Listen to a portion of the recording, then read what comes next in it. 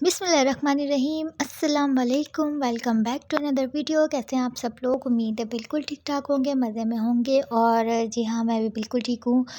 तो जनाब, ये थी मॉर्निंग और मॉर्निंग का व्लॉग मैं आप लोगों के साथ शेयर कर रही हूँ। नाश्ता और सुबह का नाश्ता, थोड़ी सी आलू की कतलियाँ रखी हुई थी और जो मेरी मोस्ट फेवरेट हैं स्पेशली नाश्ते में, और थोड़ा सा हलीम कहीं से आया था तो वो था। तो बस नाश्ते में मैं पराठा और हलीम साथ में थोड़े से आलू, इसको एंजॉय कर रही थी। आज काफ़ी सारे काम मुझे एक्चुअली करने थे। किचन पूरा मैस हुआ हुआ था, तो मुझे किचन की प्रिपरेशन करनी थी, क्लीनिंग करनी थी, डीप क्लीनिंग करनी थी और उसके बाद खाना शाना भी बनाना था। तो जनाब हो गई दोपहर। तो दोपहर में मैं कटिंग कर रही थी प्याज टमाटर, क्योंकि अब्दुल्ला की फरमाइश थी कि मुझे वाइट चने और उसको बना के देने थे अंडों के साथ। चनों का सालन और अंडा ग्रेवी भी कह सकते हैं, नहीं चना ग्रेवी कहते हैं आई थिंक उसको। तो यहाँ पर मैं अपना बॉक्स भी साफ़ करती जा रही थी साथ साथ, और मैंने ब्लेंड कर लिए थे प्याज और टमाटर एक साथ ही, जो कि ये सालन बहुत मुझे मज़े का लगता है और अब्दुल्ला का फेवरेट है। तो अब्दुल्ला शौक़ से खाते हैं और मैं भी। और यहाँ पर तैयार कर रही थी मैं मसाला। पूरे दिन की रूटीन बस कुछ इस तरह से ही होती है कि मेरी कोशिश होती है कि यार मैं आप लोगों के साथ कुछ ना कुछ शेयर कर लूँ, कोई ना कोई वीडियोस लेकर आती रहूँ। ड्रॉज़ में मैं ढूंढ रही थी चने का, मुर्ग चने का मसाले का पैकेट, जो कि मुझे नहीं मिला, ख़त्म हो गया था। तो फिर मैंने घर के मसाले से ही बनाया। वैसे मोस्टली मैं ज़्यादा कोशिश करती हूँ घर के मसाले से ही। अच्छा, अंडे बीच में से मैं कट कर रही थी यहाँ पर, तो लेकिन वो मुझे मसाला मिला नहीं, तो मैंने सोचा कि चलो जी अच्छा ठीक है, नहीं मिला तो कोई बात नहीं, खैर है। आपके हाथ में आपको ट्रिक्स और टेक्निक्स आनी चाहिए कुकिंग की, तो कुछ भी आप थोड़े से इंग्रेडिएंट्स के साथ भी बहुत अच्छा कुछ भी बना सकते हैं।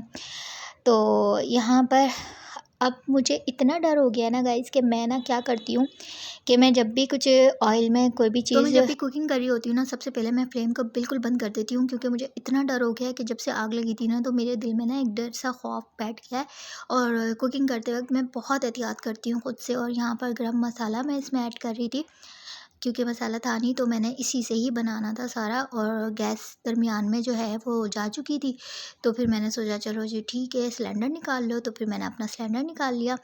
और यहाँ पर मैं फ्रीज़ करके रखती हूँ, चनों को बॉईल करके रख लेती हूँ। सम टाइम ऐसा होता है कि कुछ नहीं होता, कुछ समझ में नहीं आता, तो फटाफट मैं चने ही निकाल लेती हूँ और कुछ भी बन सकता है उसके साथ। बासानी या चने का पुलाव आप बना सकते हैं, या अंडा चने बना सकते हैं, या फिर चने की चाट भी बना सकते हैं आपके मज़े से। आप अगर आपको मिड में कोई भी क्रेविंग हो रही है, भूख लगी है ज़्यादा शदीद, तो आप आराम से खा लें।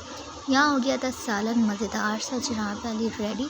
और ग्रीन चिली इसमें मैंने साथ डाली, और ग्रीन चिली तो मेरी वैसी फेवरेट है और मैं बहुत ज़्यादा शौक़ से खाती हूँ। और अच्छा, ग्रीन चिली के जो बेनिफिट्स हैं ना, वो ये भी हैं कि अगर आप हरी मिर्च का इस्तेमाल रखें ना किसी भी खाने में, तो इससे बहुत ज़्यादा चांस होते हैं कि आप कैंसर जैसे मूसी मर्ज़ से बच सकते हैं। तो यहाँ पर अब बहुत ही प्यार प्यार से आराम आराम से अंडे मैंने इसके ऊपर रख दिए थे। और सालन की खूबसूरती तो वाकई लाजवाब है, लेकिन इसका टेस्ट भी उतना ही लाजवाब है। बहुत ही मज़ेदार सा, शानदार सा इसका टेस्ट और टेक्सचर और इसकी खूबसूरती, वाह वाह जी। तो हो गया था दोपहर का खाना रेडी। और अब्दुल्ला जो है ना मेरे आस पास मंडला रहे थे कि मामा भूख बहुत तेज़ लगी है, बस अब आप मुझे खाना दे दें। तो मैंने कहा अच्छा ठीक है, सब्र करो, रोटियाँ शोटियाँ भी बनाऊँगी। तो मेरी यही वाली रूटीन होती है कि बस फिर नाश्ते के बाद कुछ ना कुछ, अब्दुल्ला जब स्कूल से आते हैं ना, तो फिर उनको जल्दी से खाना चाहिए होता है। और खाना खाते हैं अब्दुल्ला, ज़ोहर की नमाज़ पढ़ते हैं और फिर सो जाते हैं। तो जब उठते हैं तो फिर उनके पास टाइम नहीं होता, क्योंकि उनको जाना होता है। यहाँ मेरी रोटियाँ के नक्शे देखें जनाब, यार आधे टेढ़े हुए हैं, कोई अजीब ही, मशरिक़ मग़रिब से मशरिक़ तक जा रही है रोटी मेरी। खैर, तो रोटी बनाने के बाद हाँ, क्या कर रही थी मैं यार, यहाँ पर अब अब्दुल्ला को दे रही थी मैं खाना, क्योंकि वो मेरे पास ही खड़े हुए थे। रोटी बना ली थी मैंने इनके लिए, और चलो बेटा, यू वेलकम। अच्छा, अब्दुल्ला खाना लेके अपना चले गए और मैं फिर अपनी चाय लेकर बैठ गई, क्योंकि फिर मुझे चाय की हुई क्रेविंग। तो मैंने कहा अब चाय पीते हैं। चाय पी के मैं सो गई थी, थोड़ी सी देर नैप ली। और उसके बाद जब शाम में मैं उठी हूँ ना, तो मुझे बहुत तेज़ अभी तो नींद आ रही थी, तो मैं इस वक्त तो मैं सो गई।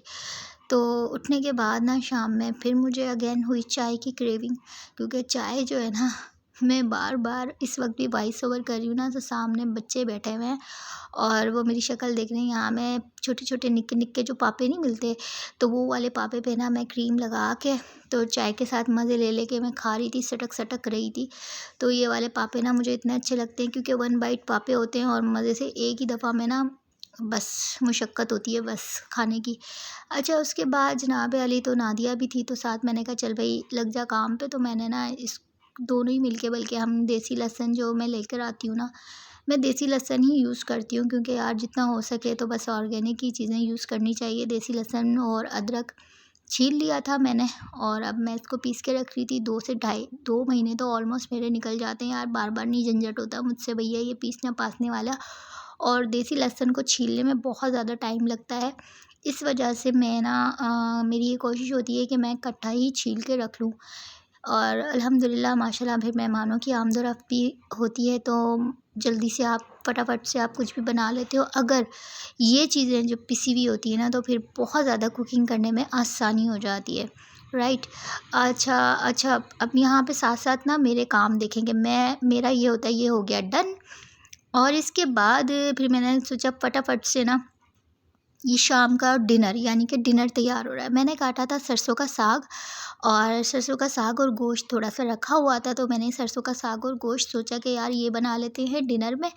तो मैं डिनर के लिए प्याज़ काट रही थी, और इसी तरह कच्चा सब कुछ डाल-डूल के ना सुट-साट के आपने चढ़ा देनी है देगची में पटापट, नहीं पटापट नहीं फटाफट। अच्छा ख़ैर कोई बात नहीं। थोड़ा-सा जब गोश्त गल गया ना, अच्छा सरसों का साग और गोश्त कौन-कौन बनाता है अपने घर में, ज़रा ये भी कमेंट बॉक्स में मुझे ज़रूर बताइएगा। तो यहाँ पर क्लीनिंग शुरू हो गई थी। मैं साथ-साथ हंडिया चढ़ाने के बाद ना मैंने सोचा चलो जी फटाफट से किचन साफ़ कर लिया जाए, और चीनी वगैरह इसमें थोड़ा-सा राशन जो था, ग्रॉसरी जो थी मैं लेकर आई थी, तो वो रखी हुई थी, तो मैंने कहा यार इसको भी साफ़ कर लिया जाए। फिर जब ग्रॉसरी में डाल रही होती है पूरे मंथ का सामान, तो फिर प्रॉपर से ये डीप क्लीनिंग भी साथ-साथ में कर लेती हूँ। तो यहाँ मैं लाइटर की मदद से ना उसको लाइटर की मदद से इसको मैं पैक कर रही थी। इससे ये होता है कि कोई भी चींटी वगैरह और एयर टाइट हो जाता है ये बिल्कुल, और इससे फिर ये होता है कि आपकी चीज़ें जो है ना वो ख़राब नहीं होती। यहाँ नीचे घुस के ना मैं सारी चीज़ें निकाल रही थी, और यहाँ से अच्छे से मैं सफाई कर रही थी। जब तक इस तरह की डीप क्लीनिंग ना हो, तो मुझे जो है ना बस बेचैनी लगी रहती है। मुझे लगता है कि कुछ ना कुछ अधूरा रह गया तो मुझे किचन ही नहीं लगता जब तक प्रॉपर सफाई ना हो, चीज़ें ऑर्गेनाइज़ ना हो, तो मुझे कुछ भी अच्छा नहीं लगता। तो यहाँ पर अब टाइम हो गया था जनाब अली आटा गूँधने का, तो मुझे साथ-साथ बीच में ये भी याद आ गया कि आटा गूँधना है, तो मैंने सोचा फटाफट आटा गूँध के रख लूँ। तो ये होता है कि आटा जब गूँधा होता है ना, तो बहुत आसानी हो जाती है। जब रोटी बना के देनी होती है अब्दुल्ला को, तो अब्दुल्ला साहब आजकल ज़रा सर्दियाँ हैं, तो फिर कहते हैं कि मामा मुझे चूरी बना दें। कभी मिट्ठू बेटों को फिर चूरी बना के देनी होती है। तो आटा भी मैं गूँध के रख लेती हूँ, 2 से 3 दिन का गूँधा होता है, तो बड़ी आसानी हो जाती है। साथ-साथ मेरी क्लीनिंग भी चलती रहती है और साथ-साथ मेरा काम भी चलता रहता है। तो फिर मुझे ख़्याल आया कि यार कबाब भी बनाने थे, तो गोश्त मैंने धो के साफ़ करके रखा हुआ था। तो चने की दाल मैंने भिगो के थोड़ी-सी देर के लिए रख दी थी, और यहाँ पर मैं चढ़ा रही थी कबाब का मसाला। तो कबाब के लिए जो है ना मैं हमेशा चौड़ी वाली जो बोटियाँ होती हैं, बोटी के स्लाइसेस मैं ना इतने लेती हूँ। यार बोटी के स्लाइसेस होते हैं, हाँ, बोटी के स्लाइसेस जो होते हैं ना वो कीमा नहीं लेती, क्योंकि कीमे से ना मुझे लगता है कि कबाब इतने अच्छे नहीं बनते जितने बोटियों के बनते हैं। उससे जब आप पीस रहे होते हैं ना, तो उसके रेशे जो आते हैं ना, उसका टेक्सचर जो होता है ना कबाबों का, वो और ज़्यादा इन्हेंस होता है, और ज़्यादा उसका फ्लेवर जो है ना वो कमाल का आ जाता है। अच्छा ख़ैर, यहाँ पर हाँ, डिनर हो गया था रेडी, और मैं यहाँ रात का खाना खा रही थी, और रात का खाना जो है मैं 7:30-8 बजे तक खा लेती हूँ। इससे ज़्यादा मैं टाइम नहीं कर सकती हूँ। मेरे तो पेट में जो है ना बस चूहे दौड़ने शुरू हो जाते हैं। मैं नहीं रह सकती भूखी इतनी ज़्यादा देर तक। तो सरसों का साग और गोश्त हो गया था रेडी। ये देखिए इतने मज़े का, यार ये मेरे कैमरे का रिज़ल्ट इतना अच्छा नहीं है, ये वाक़ई इसका कलर बहुत अच्छा था। तो साथ-साथ यहाँ पर कबाब का मसाला भी हो गया था रेडी। तो फिर खाना-शाना खाने के बाद तो मैंने सोचा ये गरम-गरम है, तो ये अभी बहुत अच्छे से सिल पे पिस जाएगा। कबाब हमेशा मैं सिल पे ही बनाती हूँ, और मैं यही प्रेफ़र करूँगी सबको कि भई सिल पे बना लिया करें, थोड़ी-सी मुशक्क़त कर लिया करें। मुशक्क़त करने से जो है ना कुछ भी नहीं होता, और आपकी सेहत ज़्यादा अच्छी रहती है। जितना आप खाना पकाने में मुशक्क़त करेंगी ना, उतना ही खाना लज़ीज़ भी बनेगा, और आपकी सेहत भी अच्छी रहेगी। सो मैं भी यहाँ पर सिल पे पीस रही थी मसाला। तो गरम गरम ना ज़रा जल्दी से फटाफट से पिस जाता है। तो ये देखें बोटी के किस तरह से रेशे आ रहे हैं ना। अब इस तरह के रेशे जब बनते हैं ना कबाब में, तो बहुत मज़े के बनते हैं और बहुत लाजवाब कबाब बनते हैं। मुझे चॉपर के कबाब यार फ्रेंड्स बिल्कुल नहीं पसंद। मुझे समझ में ही नहीं आते कि यार, मुझे ऐसा लग रहा होता है कि मुँह में खाने के बाद ना, मुँह में जो एक वो जायका आता है ना कबाब का, तो मुझे यूँ लगता है कि जैसे कोई ना बुरादा बुरादा सा आप खा रहे हो। एनीवेज़ सबके अपना अपना डिफरेंट डिफरेंट तरीके का आ रहा है कुकिंग का। तो यहाँ पर मैं कबाब का फिर मसाला तैयार करने लग गई। मैंने कहा साथ ही काफ़ी टाइम हो गया था, रात को तकरीबन 10:30 हो गए थे। तो मैंने कहा यार ये काम भी मैं करके रख देती हूँ, कल पे क्यों छोड़ूँ, आज का काम कल पे मैं क्यों छोड़ूँ। तो कबाब भी अगर बने रखे हों फ्रिज में तो बड़ा आसान हो जाता है जी। अगर कोई गेस्ट आ जाते हैं अचानक से, तो आप कुछ नहीं तो आप कम से कम कबाब, कुछ नहीं तो कबाब ही रखे होते हैं, तो आप फटाफट पुलाव बना सकते हो और साथ में आप कबाब रख सकते हो गेस्ट के आगे।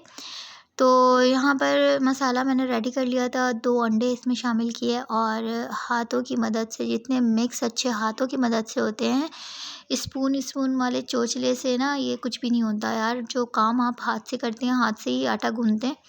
तो मसाला रेडी करने के बाद ये सारा मसाला भी मैंने इसमें शामिल कर दिया और हाथों की ही मदद से मैंने इसको अच्छी तरीके से अच्छे से मिक्स कर लिया। और इसके बाद मैं बैठ गई जनाब वाली रूम में आके कमरे में। मैंने कहा अब तसल्ली से बैठ के कबाब बनाती हूँ। फिर जब कबाब सारे काम घर के आप इस तरह से कंप्लीट कर लेते हैं तो एक अलग ही सेटिस्फेक्शन होती है और ख़ुद से बहुत अच्छा लग रहा होता है कि यार आप अपने घर को एक बेहतर तरीके से लेकर चल रहे हैं। आप हर चीज़, हर ज़रूरत को, आप अपने बच्चों की ज़रूरत को, अपने हस्बैंड की ज़रूरत को, हर चीज़ का आप बहुत अच्छे से मैनेज करके बहुत अच्छे से आप ख़्याल रख रहे हो। तो ये एक खुद के लिए भी सताइश होती है और ख़ुद के लिए भी सेटिस्फेक्शन होती है कि यार किसी और के लिए नहीं, आप जब किसी और को खाना खिला के जो खुशी मिलती है ना, राहत मिलती है, आप यकीन करें कि वो इतना अच्छा लगता है जब आप किसी को खाना खिलाते हैं और अच्छा फ़ील कराते हैं। तो ये भी एक हर चीज़ के लिए एक वैल्यू होती है, हर रिश्ते में एक वैल्यू होती है जो हमने ऐड करनी ही करनी होती है।